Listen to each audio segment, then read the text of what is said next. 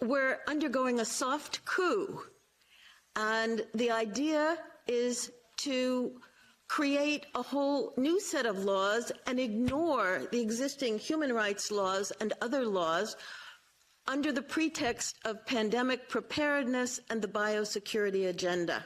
The WHO is developing through all its nations, but with the WHO Directorate in the United States in charge, a pandemic treaty and amendments to the existing international health regulations that will remove the human rights protections currently embedded in the IHRs, will enforce surveillance, censorship, get rid of freedom of speech, require governments to censor and only push a single narrative.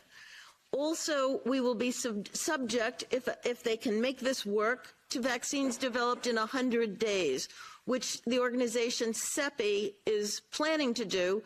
And one of the people who founded CEPI was Jeremy Farrar, who is now the chief scientist at the WHO, to bring this forward.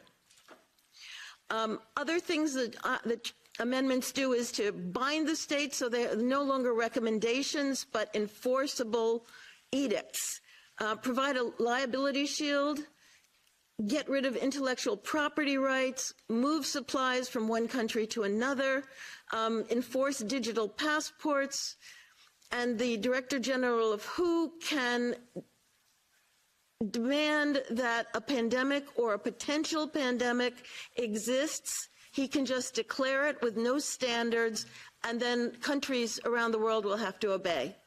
Also, the WHO will tell you what drugs you can and can't use in your nation once a pandemic is declared. Obviously, the budget will increase. One Health is another part of this. One Health is a concept that was created to enable the WHO, with these documents, to take over jurisdiction of everything in the world by saying that climate change, animals, plants, water systems, ecosystems are all central to health.